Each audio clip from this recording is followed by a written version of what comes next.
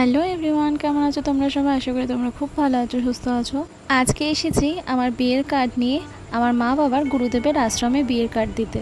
আমার মুখটা এরকম ফ্যাকাশে লাগছে, তার কারণ সেদিনকে যেদিন এসেছিলাম আমার খুব শরীর খারাপ ছিল, সেই জন্য। তো যাই হোক, এসেছিলাম আমি, আমার উঠবি আর আমার বাবা মা। তো আমার মায়ের ইচ্ছা ছিল এই গুরুদেবের আশ্রমে একটা কার্ড দেবে, আমার বিয়ের কার্ড দিয়ে গুরুদেবকে নেমন্তন্ন করবে। তো সেই জন্যই আসা হয়েছিল।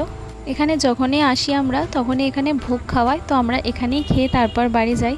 আমাদের যে গুরুদেব, সেই গুরুদেবের নাম আমি আমার বিয়ের কার্ডে ছাপিয়েছিলাম। যদিও বা এটা আমারই শুধু ইচ্ছা ছিল, তাই জন্য আমি করিয়েছিলাম যে আমার বিয়ের কার্ডে গুরুদেবের নাম থাকবে। তো কালীঘাটে মা কালীর কাছে আর বড় কাছারিতে বাবা বড় কাছারির কাছে আর এই গুরুদেবের আশ্রমে আমাদের বিয়ের কার্ড দেওয়া কমপ্লিট হলো।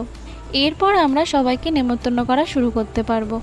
আমাদের এই গুরুদেবের আশ্রম আছে নাকতলায়। আমি এর আগেও ভিডিও শেয়ার করেছিলাম যে এই নাকতলায় আমাদের এই গুরুদেবের আশ্রমে আমরা বছরে 2-3 বার করে এসেই থাকি। তো এই যে মা আমার বিয়ের কার্ডটা আর বউ ভাতের কার্ডটা গুরুদেবের চরণে রেখে দিয়েছিল। তারপর আমরা গুরুদেবের আশীর্বাদ নিয়ে চলে গেলাম বাড়ি। আমি আর মা বাবা এখানে প্রায় সময় এসেই থাকি, কিন্তু আমার উঠবি কখনোই আসেনি। ও এসেছিল এই প্রথমবার।